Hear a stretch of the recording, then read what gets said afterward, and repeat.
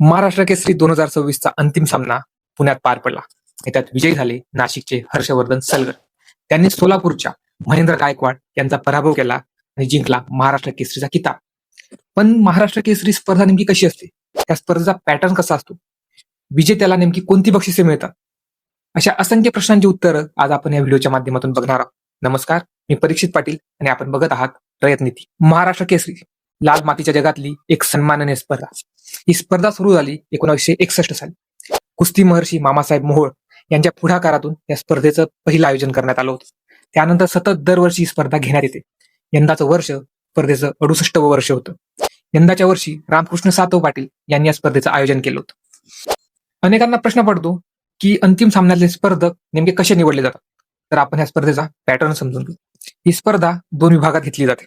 पहिला विभाग म्हणजे लाल मातीचा विभाग आणि दुसरा विभाग म्हणजे मॅट विभाग. दोन्ही विभागात वेगवेगळ्या वजनी गटात स्पर्धा खेळवल्या जातात. परंतु एक वजनी गट अतिशय महत्वाचा असतो, तो म्हणजे खुला गट. या गटात कोणत्याही वजनाची अट नसते आणि टॉपचे मल्ल याच गटात उतरतात आणि मग सुरू होतो त्यांचा अंतिम सामन्यापर्यंत जाण्याचा प्रवास. दोन्ही विभागात खुल्या गटातील स्पर्धक एकामागून एक स्पर्धा जिंकत असतात, एकामागून एक कुस्ती जिंकत असतात आणि मग अंतिमतः या दोन्ही विभागातील अंतिम विजेते अंतिम सामना खेळतात. हा सामना मॅटवर खेळला जातो आणि त्या सामन्यात जो विजेता ठरतो तो उंचावतो महाराष्ट्र केसरी हा किताब आणि मानाची गदा.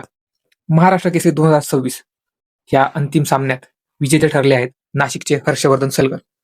हर्षवर्धन सलगर यांनी 2019 मध्ये सुद्धा महाराष्ट्र केसरीचा किताब जिंकला.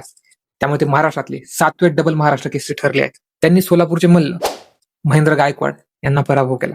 त्यामुळे महेंद्र गायकवाड हे महाराष्ट्र केसरीचे उपविजेते ठरले आहेत. अनेकांना प्रश्न पडतो की महाराष्ट्र केसरीच्या विजेत्याला नेमकी कोणती बक्षिसे मिळतात. 2026चं वर्ष प्रतिष्ठा आणि बक्षिस यांमुळे आधीच गाजलेलं होतं. तर आपण समजून घेऊ की यंदाचे विजेते हर्षवर्धन सलगर यांना कोणकोणती बक्षिसे मिळेल. सर्वात महत्वाचं, सन्मानाचं आणि पहिलं बक्षीस म्हणजे मानाची चांदीची गदा. ही गदा उंचावणं प्रत्येक मल्लाचं स्वप्न असतं. त्यानंतर दुसरं बक्षीस म्हणजे रोख रक्कम 5 लाख रुपये.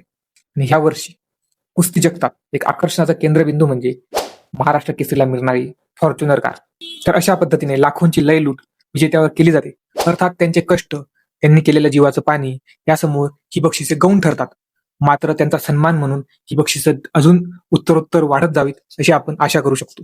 अजून एक प्रश्न नेहमी विचारला जातो, तो म्हणजे महाराष्ट्र केसरीची मानाची गदा नेमकी कशी तयार होते. तर ती गदा सागवानी लाकडापासून बनवली जाते. या गदेची उंची जवळपास 28 इंच, तर गदेचा व्यास हा 10 इंच एवढा असतो. त्यानंतर या गदेवर 28 गेजचा चांदीचा पत्रा चढवला जातो.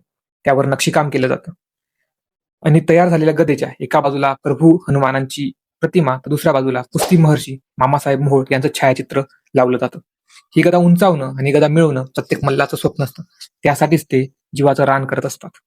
त्यामुळे कुस्ती जगतात आणि लाल मातीच्या विश्वात महाराष्ट्र केसरी स्पर्धा आणि ही मानाची गदा यांना अमूल्य असं स्थान आहे. तुर्तास इथेच थांबू.